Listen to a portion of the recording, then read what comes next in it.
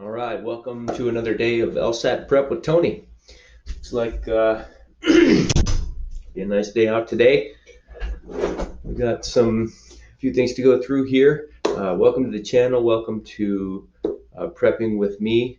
Basically, what we do each day is go through and see what I did yesterday, what I'm going to do today, and essentially kind of highlighting how LSAT Max will lead you through your LSAT training and the results that I'm getting from it. So you can hopefully take that to inform your decision on which kind of LSAT you want to which kind of LSAT training course you want to use. Also, I know that there are a couple of people that are kind of following live, like as the videos are happening. So appreciate that. That's really helpful to me personally because I'm a verbal processor. I need to talk things out, and there's no classroom setting here. You can go to office hours with LSAT Max, which will give you that classroom setting. But I have so much material to get through to catch up that's just not working for me yet. I have gone to one or two, and those are good. But let's get right into it here. So this is the calendar that you can see. I'm going to try and slide myself a bit out of the way. Yeah. Let's see. I'm just going to move myself all the way out of the way. Here's the calendar. As you can see, I am in May. This is the thing that I did yesterday here, flawed parallel reasoning. And I think let's see, what did I do yesterday? So I actually didn't quite finish parallel reasoning before, I think, Friday. And so I finished a couple of more questions there, and then I got right into flawed parallel reasoning, which I did most of. And let's see, we can go over here and see this. I was doing okay. Then I hit a couple of ones that I didn't quite get, and then now I'm kind of, back to decent production here. As I've said before, Chris, my tutor, said that I should do, at least 10 questions and do it until I'm about 8%. Now the problem is, I've got 4 that I've missed. That means I got to go up to question 20, and these are taking me at least 10 minutes each. So let's see, that's another 6. That'd be another hour of my day today. These are really helpful, but I don't know that they're worth an hour of my time right now. Let me just see what 13 out of, or what's 9 out of 13 is here. 9 divided by 13, that's 70%, yikes, 69%. So not great. This is going to be one that I'm going to have to come back to. For now, I get it. I understand what the strategy is for this question type. But I obviously am not 100% accurate on them. So, but I'm going to make the decision to move on so that I can continue getting the different items of the course in. My tutor wants me through all of the all the different course materials by the time July, I think, 12th. Let me just get the calendar out here. Yeah, that's right, July 12th. So I got to get through everything by the 9th here. I'm probably going to beat that because it looks like I've only got 1, 2, 3, 4, 5, 6, 7, 8, 9, 10 actual course sections. And I have 1, 2, 3, 4, 5, 6, 7, 8, 9, 10. Oh, I have actually exactly 10 days. And the reason I'm not counting Thursdays, let's see, this would be 6, 7, 8. Oh, I actually only have 8 days, unless you count some of Fridays. So I guess I could kind of divide 2 days out of these 3 days, or get 2 days out of these 3 days, because what's happening now is I'm testing once every Thursday. So I'm doing a practice LSAT every Thursday, and I'm reviewing it on Friday. And that's a pretty involved process. I do some of the review on Thursday, but then on Friday I kind of, some of it goes over to that, and then I don't get a full day of study in that day. And as if you're studying for the LSAT, you know that it's recommended that you don't try to work for 12 hours doing this every day. And the reason is because you have mental burnout. Let me pull myself over here again. Hello again. There's something called burnout, and I mean, we've all experienced it in different places or things that we've done in life. And this is definitely not one that you want to do that on. Uh, you want to study as much as you can until you're not making progress. And only you know that. Only you know when your brain is like, I'm done. I can't do anymore. And that's something that's a muscle that you can build, but it's not a muscle that you can sort of force feed. It's not like maybe it is like most things in life. I was going to say it's not like physical labor where you can just kind of press through and you're still kind of productive somewhat. If you were like in a manufacturing job, you may be tired, but you can still do the motions. Your Boeing put a study out, I think in the 90s, where they said there are only 3 productive days in any given work week, and they aren't necessarily certain days of the week. They're just like you're really only there's a couple of days where you just aren't as productive, and that may be Monday, that may be Wednesday, that may be Friday, that may be Tuesday or Thursday. You never know. It's just based on it's a personal thing. So similarly, mental stamina is a personal thing. Only you know when you have reached the peak of your mental stamina for each day. Now, you do want to press that a little bit, because if your mental stamina is not at the point where you can sustain that high level of mental productivity for the course of the test, then definitely you got to start pushing that. And there's a balance between pushing it a little farther and just keeping trying so that you can learn a little more, build up that muscle. And there's a point where you just stop caring, I guess. I don't really know. I haven't reached that point myself, but I can see it. I have to stop sometimes. So that said, it's not a good idea to just, as many of us A types who would be the ones that are going to take the LSAT would do, which is just press on. That's, I think, a marker of somebody who wants to be a lawyer.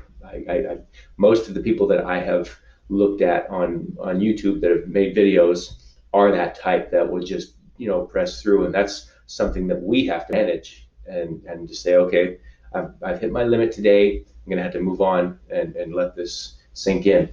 That's an important part of the process too, is letting your mind elaborate on what you've learned in a passive way, so that you're not actually actively learning. But like for me, I'm on a regular work week type schedule. So I'm working on this Monday through Friday, and I take Saturday and Sunday off. I don't do any LSAT stuff on Saturday and Sunday for the most part. Um, so what that allows your mind to do is you elaborate on what you learn. You just think about it. You go over it in your mind. You find relativity, or you find the ability, you relate to it. You relate to what you've learned by looking at your world. So you relate what you've learned to the world that you are living in. And the process of doing that helps you to convert those things that you've learned into long-term memory, into actual learned things, instead of just something that you heard once and that you did once. So that rest is important, daily. And as you can see in the LSAT Max calendar, they actually put you on some rest days here in the beginning. And I'm not sure if I'm not sure why they do that. I didn't ask anybody, but I talked to my tutor, and he said that it's acceptable. What I'm doing is a good schedule. So all that to say that uh, I did not finish parallel reasoning yesterday as I would have liked to. And what I just went through is the process is the thinking behind why I'm going to move on, even though I'm not at 80% on flawed parallel reasoning. Another aspect that's adding to that decision, or another piece of information, is that you're probably going to see maybe one of these questions on a test. And let's have a look here and see how many I saw on the last test. I think there was only one, something about a wolf or something. Let's go down to diagnostic test 2 here and see what the flawed parallel reasoning. Oh, there were 2 questions. So 2 questions when I need to really, gain what I think is, if I want to be up here, so my scaled score needs to gain 28 points, or 26 to 28 points. All right, so it would be nice to get this 1 point, but I need to focus more on like must be true, where I got 3 out of 8, and strengthen with necessary premise, where I got 4 out of 8. That's if I could just add 2 or 3 to those each, that would be 6 points. I need to focus on errors in reasoning here, where I could maybe do a little better, or weaken questions. So these ones where I only get 2 of that question type, they are not going to be as easy gains for me. And look, the last time on games, logic games, I did fairly well. Let's see what an 80% score is on the Lsat conversion chart here. 80% is a 163. That would get me in to the law schools that I want to get into. I don't think that it would put me at the top of UW. And just for any of those who are not actually going to go to law school, what I'm looking at here is, this is the Lsat score, right? Over here on the left. Can you move that? You can move that. So over here is your scaled score. That's how many questions you actually got right. Over here is the actual score on the test.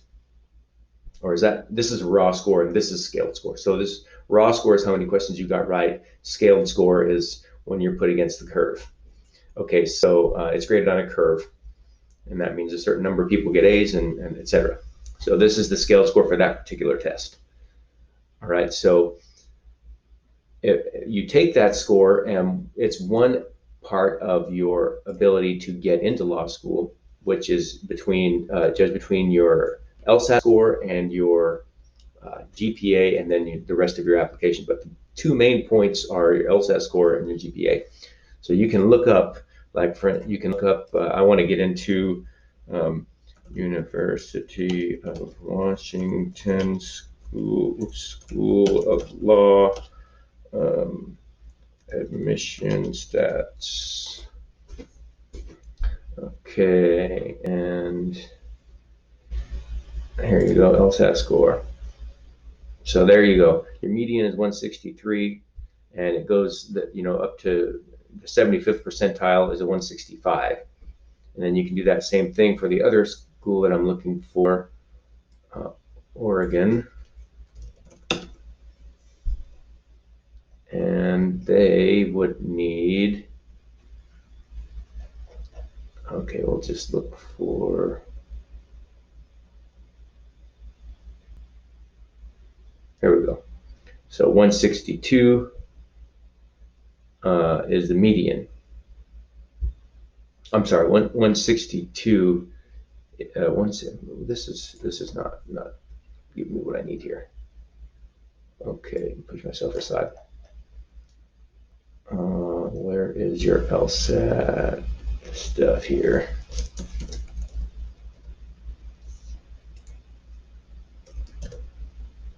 It's not. The search function is not working here. Here we go.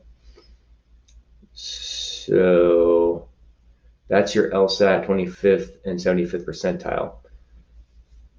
So you need at least a 153 to be to feel like you have a good chance of getting an offer from that school. But the higher your LSAT score, the more likely it is that the school will offer you some kind of a scholarship. And that's what I'm kind of working for right now, is I want to get a scholarship. I want to get some of my school bill paid. It looks like, I could just bump a couple more points out of this thing and have a decent chance of getting an offer, because I've got a 4.0 GPA at this point. So that would help me. But then if your GPA is really high and your LSAT score is not pretty high, then that kind of gives them pause. So that doesn't help. So I got to work this thing. Anyway, all that to say that I need to raise my LSAT score up. And in order to do that, I just got to, take the low-hanging fruit. And so looking at the calendar, what I did yesterday was finish up parallel reasoning.